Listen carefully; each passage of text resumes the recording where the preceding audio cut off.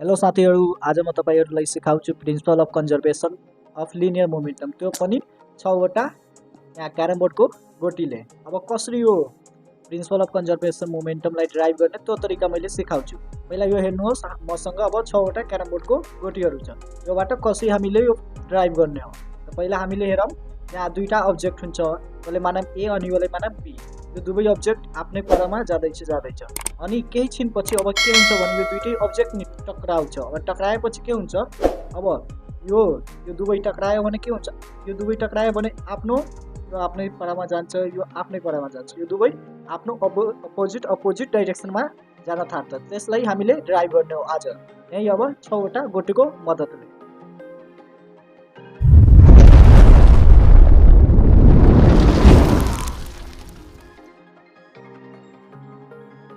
अब यही गोटीहरूको नि हामीले पिक्चरबाट सिकौँ। पहिला हामीले दुईटा बडी बनाउनु पर्छ। हेरौँ, यो एउटा बडी भयो, यो एउटा बडी भयो। अब यो दुईटै बडी के हुन्छ, टक्राउँछ, कोलिजन हुन्छ अनि त्यसपछि के हुन्छ, आफ्नै डिस्टेन्समा जान थाल्छ। यसलाई बडी के मानम, ए मानम भने यसलाई बडी के मानम, बी। यो पनि ए भयो, यो पनि बी भयो, यो पनि ए भयो भने यो पनि बी भयो। यो अब हेरौँ, यो बिफोल के हो भने कोलाजन, टक्कर खानुभन्दा अगाडिको छ। यो ड्युरिङ कोलाजन, यो आफ्टर कोलाजन। अब हेरौँ, यो बडी ए हो भने यो यसको युनिभर्सिटी भेलोसिटी u1, यसको u2, यो m2 छ भने यो m1। यो अब यो हेरौँ, फाइनल भेलोसिटी के हुन्छ भने m1 m2 अनि यो v2 भने यो v1। अब यति फिगरबाट हामीले यो यसको स्टेट हेरौँ। अब हेरौँ, यो स्टेट के गर्छ भने it state that the total linear momentums of two colliding particles before collision is equal to the total linear momentum after collision in the given direction if internal force is not applied and is not affected by their mutual interaction। अब यो अनि यो दुवै collagen गर्नुभन्दा अगाडिको total linear momentum के छ भने सेम छ। त्यही यहाँबाट हामीले ड्राइभ गर्नु छ। योलाई ड्राइभ गर्नको लागि अगाडि पहिला हामीहरूले यसलाई लेट गरौँ। त हेर्नुहोस् साथीहरू, म अब यहाँ कन्सिडर गरिदिएछु। अब हेर्नुहोस् के मैले कन्सिडर गरेछु। Let us consider two body A and B. A यो भयो, बी यो भयो। अब त्यसपछि having mass m1 and m2, त यो m1 छ, यहाँ m2 छ। अब हेरौँ, moves with initial velocities v1 and v2 as shown in the figures. After some times these two bodies collide with one another as shown in the figure. अब हेरौँ, फिगरमा यहाँ के छ, कोलाइज भएछ। At last after collision two bodies mass with final velocity v1 v2, यो sorry यो u1 and u2 छ, u2 as shown in the figure, यो u1 u2 v1 v2। अब हेरौँ, यो पहिला कोलाइज भएछ अनि कोलाइज भएपछि आफ्नो डिस्टेन्समा जान थाल्यो। त्यसलाई मैले यहाँ कन्सिडर गरेछु। अब त्यसपछि हेर्नु, अब हामीले के गर्नु छ भने initial velocity of body A, initial velo of body A के हुन्छ, m into m1 into u1। अब त्यस्तै इनिशियल भेलो momentums of body B m2 u2, final momentum body A m1 v1, final momentums of body B m2 v2। अब यति हामीले बुझ्यौँ। अब हामीले यहाँ के निकाल्नु छ भने change in momentums of body A and B. अब यहाँ हेरौँ, लेखौँ, change in momentum of body A. Body A को पहिला चेन्ज इन मोमेन्टम निकालौँ। यसको के हुन्छ भने m1 v1 minus m1 u1। यसको के भयो, अब m1 m1 के भयो, कमन भयो, v1 माइनस u1 भयो। अब हेरौँ, त्यस्तै change in momentums of body B निकालौँ। Change in momentum of body B, यसको हेरौँ के हुन्छ भने m2 v2 minus m1 u1। अब यसको पनि m2 के हुन्छ, कमन भयो। अब हेरौँ, यसपछि के गर्नु छ भने हामीले यसपछि हेरौँ, एउटा यहाँ लेख्नुपर्छ, if fa be the force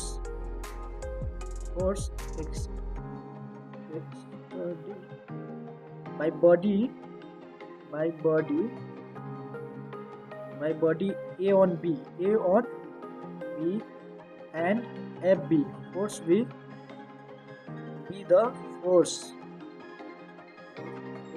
exerted by body B or A than। यो तपाईहरुले लेख्न पनि सक्नुहुन्छ या नलेख्न पनि सक्नुहुन्छ। अब हेर्नु त्यसले लेखेपछि के भयो भने हामीले F A को निकालौं, F फोर्स A को निकालौं। यसको के भयो भने mass of B into change in velocity. अब हेर्नुस् हाम्रो मास B को मास अनि into change in velocity by के हुन्छ टाइम टेकन हुन्छ, टाइम टेकन जसलाई हामी ले लेख्छौं। अब त्यति भएपछि के लेख्ने हामी mass of B into change in velocity by time taken m2 भयो v2 माइनस u2 छ। हाम्रो के छ टाइम टेकन को टाइम टेकन। सिमिलरली त्यस्तै नै हाम्रो f1 को गरी निकालौं। f1 के भयो भने यो f1 के छ। अब fb को निकालौं। fb को पनि के हुन्छ change in mass of A into change in velocity by time taken। हेरौं यसको पनि m1 u1 minus u1 by time taken हुन्छ। के हुन्छ टाइम टेकन। सेम हामीले A मा जसरी गर्यौं त्यसरी नै यो मा पनि गर्ने। अनि त्यसपछि हेरौं from Newton third law of motion. अब थर्ड ल अफ मोसन बाट न्यूटन को अब गरौं। हामीलाई के थाहा छ भने FA equal to minus FB हुन्छ। हामीलाई यति थाहा छ उनको थर्ड लबाट। त्यहाँबाट अब गरौँ m2 v2 minus u2 by t equal to minus m1 v1 minus u1 by t। यो t क्यान्सल हुन्छ यताउति, यताबाट उता गर्दा उताबाट यता गर्दा। अब हेरौँ अनि के रिमाइनिङ भयो यो u1 u2 minus m1 u1 u1। अब दुवैलाई योलाई एड टु गरौँ। m2 v2 minus m2 u2 minus m1 v1 plus m1 v1। अब हेरौँ यो अब यता लगाऊ m1 v1 भयो प्लस m2 v2 भयो। योलाई यता लगेपछि अनि यो रिमाइनिङ m1 v1 यता अनि यो माइनसलाई यता लगेपछि के हुन्छ प्लस m2 v2। अब हेरौँ यो माइनसलाई मैले यहाँ लगेको यहाँ प्लस भयो अनि यो माइनसलाई मैले यहाँ लगेको यो के प्लस भयो। त्यही गर्नु छ। अब यो हेरौँ हाम्रो यति आयो। अब यो m1 v1 m2 v2 equal to m1 v1 plus m2 v2। योलाई इक्वेसन 1 मानौं। अब हेरौँ यो अब के भयो भने this equation the equation I gives गर्छ हामीलाई the relation for the principle of conservation of linear momentum